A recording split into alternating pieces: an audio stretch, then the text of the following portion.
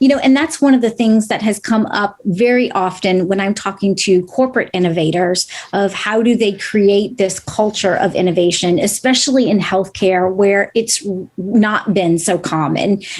You're not necessarily hiring people that think like that have that natural inventive mindset, but who are so much more immersed in those challenges, those day-to-day challenges. So they're better experts than the people at the top to ideate on what those solutions might be. So this is kind of skipping a little bit because I know culture is around more in like the last growth cycle around scale. But I think, like you said, they're intertwined together.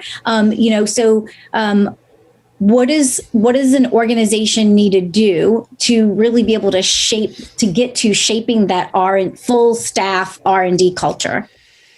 Yeah, I think a couple comments I'll make on that, and that you're right, that's in the scale cycle where I talk about maintaining your culture. And, Bezos talks again a lot about culture, and, the way he phrases it is you discover your culture, you don't create your culture, because you have a culture and you can impact it. So Amazon does a lot of things around that. And one of them is they have 14 leadership principles.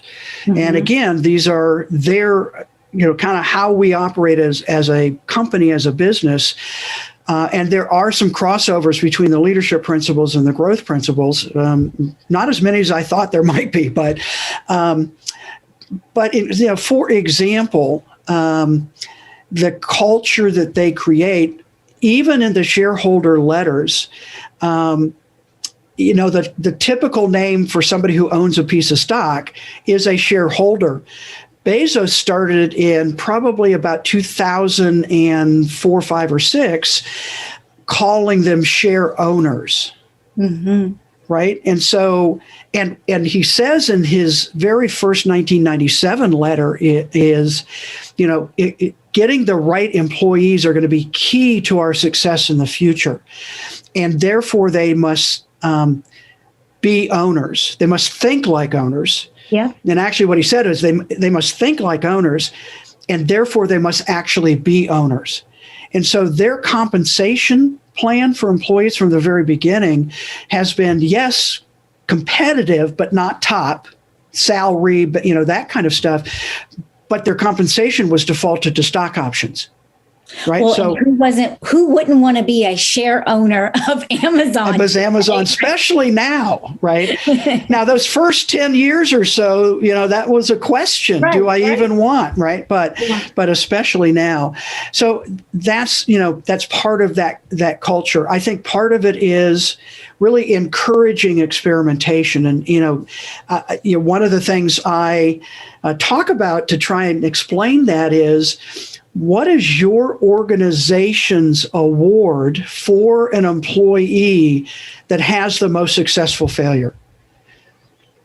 Meaning, what did they try that was crazy and it didn't work, but it was a crazy idea that might have worked? In fact, most of Amazon's big bets, what he calls big bets, Prime, Marketplace, AWS, all started as failures.